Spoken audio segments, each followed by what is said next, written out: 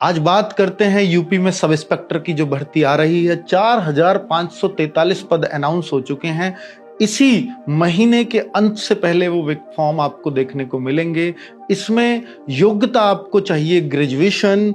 इसमें ग्रेजुएशन चाहे आपकी किसी भी स्ट्रीम से हो, कितना भी परसेंटेज आया हो, इससे कोई फर्क नहीं पड़ता।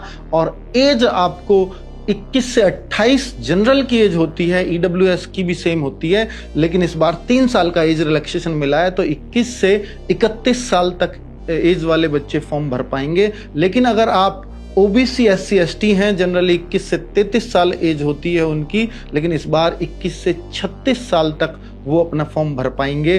और आपको ये बता दूं कि इसमें 3 स्टेप्स होते हैं।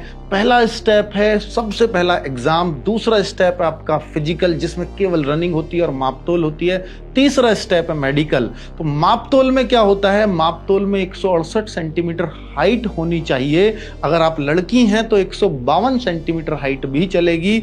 और रनिंग में जो होता है 28 मिनट में आपको 4800 मीटर दौड़ करनी होती है, जो बहुत ही आसानी से कर भी पाते हैं बच्चे, बहुत कम बच्चे इसमें फेल होते हैं। और लड़कियां 16 मिनट में उनको 2400 मीटर दौड़ना होता है। जरूरी अगर दस्तावेज की बात करूं तो आपको मूल निवास बनवा करके रखना चाहिए।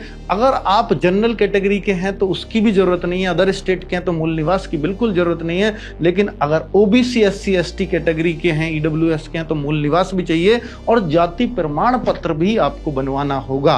तो भाई सबसे पहला स्टेप है एग्जाम, और जो सबसे इंपॉर्टेंट भी और जिसकी जी तोड़ तैयारी बच्चे लग चुके हैं उसकी तैयारी में, तो मैं आपको उसमें बता दूं कि 4 पोर्शन होते हैं, मैथ, रीजनिंग, जीके और हिंदी। तो मैथ, रीजनिंग और हिंदी में 40-40 क्वेश्चंस, जीके के भी 40 क्वेश्चंस होते हैं, लेकिन जीके में जो मेन रोल है वो मूल विधि और संविधान, 40 में से 24 क्वेश्चन पूछे जाते हैं।